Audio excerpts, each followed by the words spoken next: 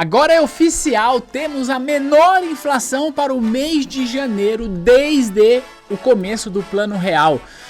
Uma salva de palmas, é isso mesmo, produção? Não, calma lá. A gente vai falar sobre o índice, a gente vai fazer um estudo de caso bem completo para que você possa entender aqui. Antes, deixa eu só me apresentar, meu nome é Thiago Feitosa, você está no canal da T2 Educação. Aqui nesse canal eu falo de mercado financeiro e falo também de carreira nesse mercado. Então, se esse vídeo fizer sentido para você, se inscreve para não perder nenhum vídeo, ativa a notificação, porque a gente posta muito estudo de casos para você aprender o mercado financeiro para valer, tá bom? Se você já é de casa, já deixa aí aquele like maroto. Seguinte, vamos falar de inflação? Vamos falar de IPCA? Vamos falar de inflação para além da manchete? Vamos. Primeiro, por que é importante a gente falar sobre IPCA, falar sobre inflação? Primeiro e mais importante porque afeta o seu bolso. Ponto. Agora, tem uma outra coisa. Se você me acompanha aqui e você estuda para uma das certificações que o mercado financeiro tem, você tende a aprender uma coisa chamada de sistema de metas de inflação e como ele funciona no Brasil. Como é que funciona o sistema de metas de inflação? O Conselho Monetário Nacional, que é a nossa maior autoridade, estabelece uma meta de inflação e aí o Banco Central, através das políticas monetárias, a taxa Selic, o redesconto, o compulsório e o open market, o Banco Central vai atuar no mercado com o objetivo de cumprir essa meta de inflação. Essa meta de inflação é medida pelo IPCA, que é o Índice de Preços ao Consumidor Amplo. Então o IBGE divulga e aí a gente consegue entender se a gente está com muita ou pouca inflação. Isso é o sistema de metas de inflação. A gente vai ver agora o que a gente tem de inflação, só que a gente vai se aprofundar um pouco mais. Por quê? Porque quando a gente fala do sistema de metas de inflação, a gente olha para o índice amplo, que é o IPCA. E sim, é verdade, objetivamente, o que saiu agora, saiu hoje no dia 11 de fevereiro de 25 sobre a inflação de janeiro, objetivamente é verdade. É o menor índice para o mês de janeiro desde 1994. Agora, olhar apenas para isso é suficiente para uma análise de inflação? Resposta, não. A gente precisa sair da manchete. A gente precisa sair da superfície, certo? Ainda que a gente queira olhar apenas para isso, vamos falar do sistema de metas de inflação aqui no site do Banco Central. Estou no site do Banco Central. Qual que é a meta de inflação? É 3%. Essa é a meta. Só que tem um intervalo de tolerância de 1,5 ponto percentual para cima e para baixo. Portanto, o limite da inflação é 4,5. Nossa inflação, já contando a nova de janeiro, está em 4,56. O que significa que estamos fora da meta de inflação. Então, ainda que você queira analisar só o índice amplo, porque talvez isso combina com o que você previamente acredita, ainda que você queira fazer isso, a inflação está descontrolada, porque está fora do que foi estabelecido pela nossa autoridade monetária. E tem um ponto importante, tá? Até o ano passado, quando a gente olhava para a inflação para saber se ela estava controlada ou não, o que valia era o fechamento do ano. Agora nós temos um sistema de meta de inflação chamado de inflação contínua. Então eu estou sempre utilizando os últimos 12 meses. Então, estamos fora da meta de inflação, ponto final. Agora, mais uma vez, a gente não pode ficar só na manchete, não pode ficar só na superfície. A gente precisa entender o que está dentro desse índice, por quê? O Banco Central, quando vai tomar a sua decisão de mudar ou não a Selic, que é a taxa que vai trazer diretrizes para todas as outras taxas e tem impacto direto na inflação, o Banco Central, ele não lê só manchete, ele lê dado econômico. Vamos olhar aqui no site do IBGE. Estou no site do IBGE, na home, IPCA em janeiro. E aí, olha só, vamos ler aqui comigo. O IPCA foi de 0,16, ficando 0,36 abaixo de dezembro. Esse foi o menor IPCA para o mês de janeiro desde a implementação do Plano Real em 1994. Isso aqui... Cara, isso aqui é um corte muito bom para a galera que quer dizer que tá tudo uma maravilha no nosso país. Mas se você quer ser honesto com os dados, leia o que tá mais para baixo, tá bom? Antes da gente ler o que tá mais para baixo, deixa eu falar uma coisa aqui, porque sempre quando a gente fala de inflação, tem aí a teoria da conspiração. A turma diz o seguinte, que o IBGE está mentindo, que a inflação não é 0,16, que não faz sentido, que esse dado não reflete a realidade. Deixa eu te explicar uma coisa importante. A inflação que você percebe, necessariamente, ela é diferente do que é divulgado pelo índice. Não tem como você olhar para o índice e falar assim, não, realmente, o que esse índice está dizendo, eu consigo perceber no meu dia a dia. É impossível. Por quê? Porque o índice chama IPCA, Índice de Preço ao Consumidor Amplo. Ele tem uma amplitude que funciona assim. O IBGE, ele coleta os preços de produtos e serviços que são consumidos nas principais regiões metropolitanas do país por famílias que ganham de 1 a 40 salários mínimos. Só aí já muda completamente. Porque uma família que ganha um salário mínimo tem um orçamento familiar que vai ser concentrado na maior parte para alimentos.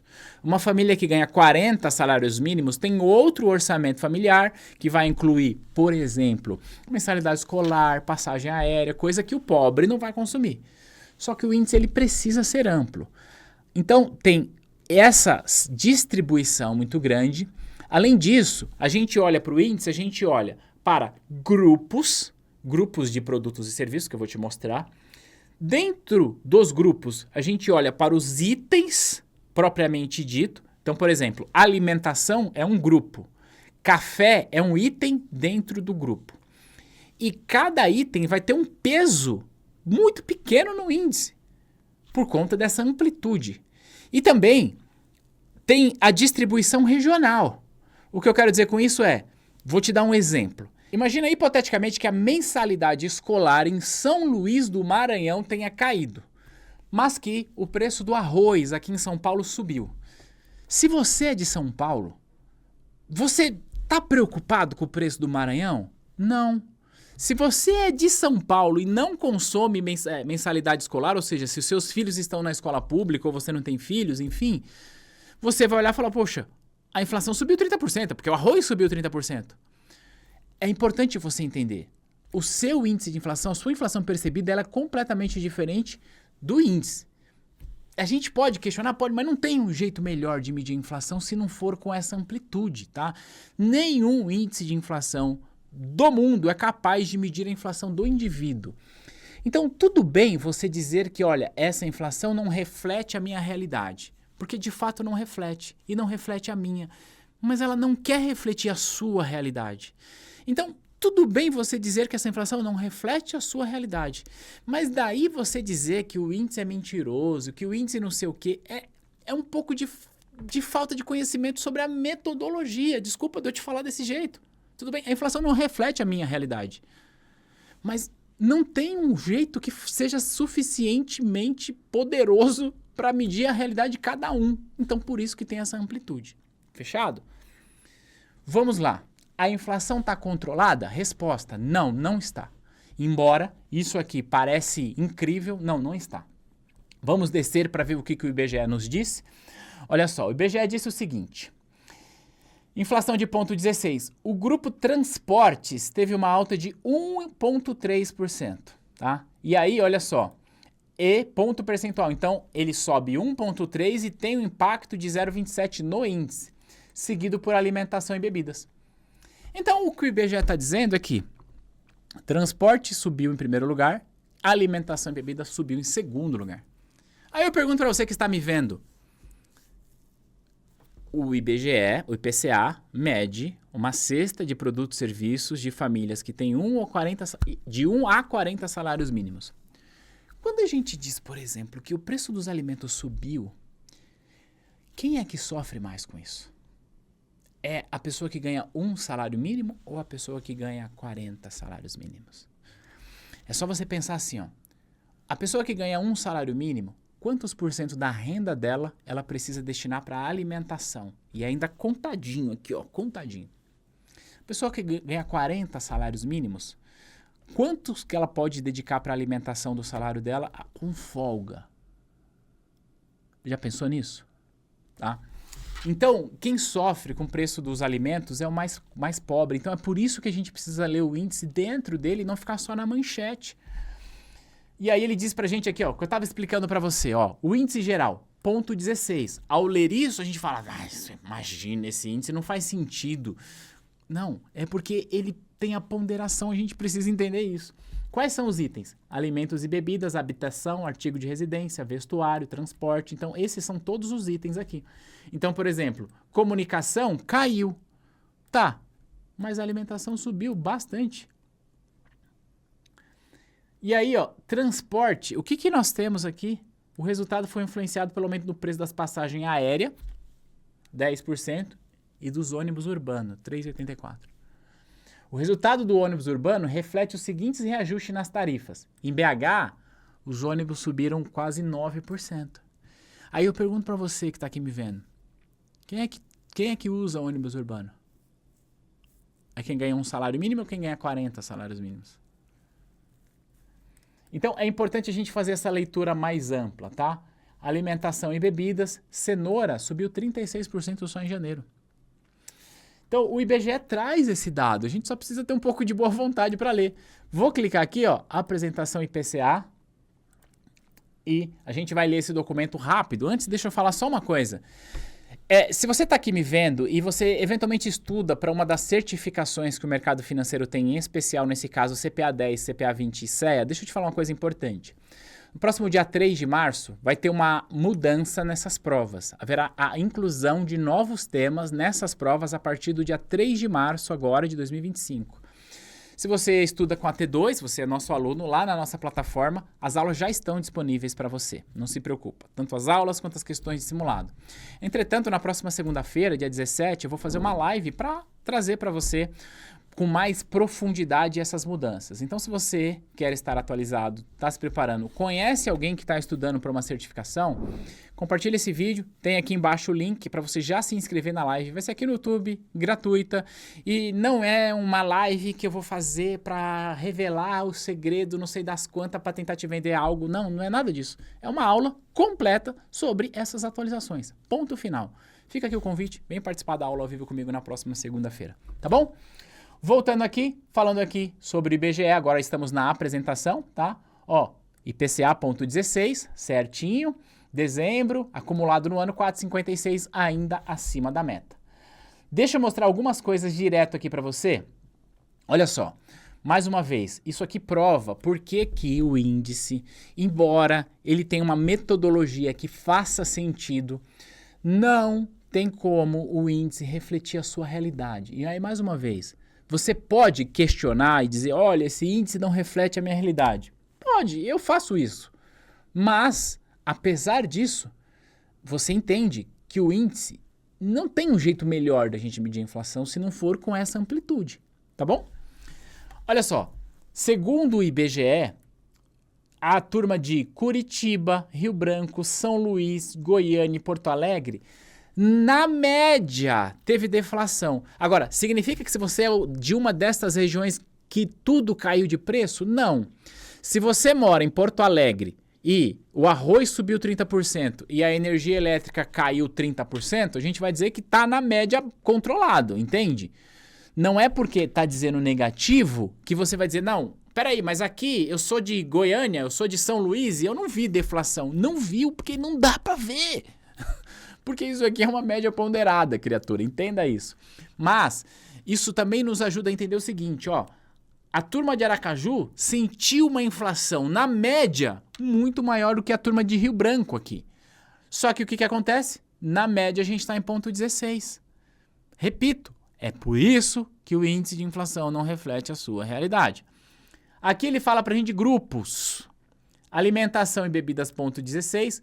Habitação teve uma queda de 3,08 com impacto negativo de 0,46. E aqui que mora o grande destaque. É aqui que a gente tem a prova cabal de que não, a nossa inflação não está controlada, porque essa queda, ela não é uma queda estrutural. Ela é uma queda circunstancial de inflação. E também dizer que a inflação veio baixa não quer dizer que a inflação caiu. Quer dizer que ela subiu numa velocidade menor, tá bom? Você vai entender isso, tá? Então ele mostra aqui pelos itens que subiram. Índice de difusão. Presta atenção nesse índice que ele responde muita coisa pra gente. O que é o índice de difusão? Mostra pra gente em termos percentuais quantos itens tiveram um aumento de preço nessa janela observada? Por exemplo, 65% significa que para cada 100 produtos que o IBGE mediu, 65 teve aumento de preço. Os outros 35 mantiveram-se estável ou até tiveram queda. Olha só, em 2024, o nosso índice de difusão transitava aqui abaixo dos 60%. Só que aí em outubro subiu, caiu, olha só, a gente está com 65%. Então, na média, apesar do índice vir baixo, na média a gente teve muito mais aumento de preços do que isso aqui. É que teve um fenômeno que teve um impacto significativo nesse índice. Principais impactos, o que mais subiu, passagem aérea. Mais uma vez para você entender a questão da ponderação por produtos. Passagem aérea, lá no começo, ele disse pra gente que, aqui, vamos voltar aqui, O que ele diz pra gente, passagem aérea teve um aumento de 10,42 aqui. Subiu 10,42 a passagem aérea. Quando ele vem aqui, ele diz o seguinte: qual que é o impacto que esses 10,42 representam para o índice? Representam apenas 0,07. E é assim que tem de ser, porque o seu orçamento não é tudo passagem aérea, entende? Por isso que tem essa ponderação. O tomate. Tomate teve um aumento no índice de 0,04, mas a gente vai ver mais para baixo que o tomate subiu 30%, tá bom? Isso aqui mostra a variação de preços no domicílio e fora dele. Isso é muito importante. O Banco Central olha para isso na hora de decidir a Selic. O Banco Central não vai cair no discurso de que não, a inflação veio ao ponto 16, está controlada. Meu amigo, a inflação ela está alta. Preços nos alimentação subiu 1,07 no mês, dentro de casa. E aí tem aqui os itens, vamos olhar aqui, em termos de alimentos. Olha o que o IBGE diz. Por exemplo, a cenoura, em dezembro, a cenoura subiu 8%, em janeiro, 36%. Em um mês, a cenoura subiu 36%. Só que aí quando você olha nos últimos 12 meses, ela ainda está com queda por conta de quedas do ano passado. Mas se você comprava cenoura em dezembro e veio comprar agora, você percebeu uma alta significativa. Então o IBGE traz nesse nível de detalhe. E aí olha só, vamos falar disso aqui, frango inteiro. Em janeiro, 2,51 de alta. Nos últimos 12 meses, 10%. Contra filé, em janeiro, dezembro 5,49, janeiro 1,74, nos últimos 12 meses 20% de alta. Frango em pedaços, 2,07, 1,51, 10,52. O que a gente está falando aqui são itens que são básicos e necessários para uma cesta de alimentos minimamente nutricional.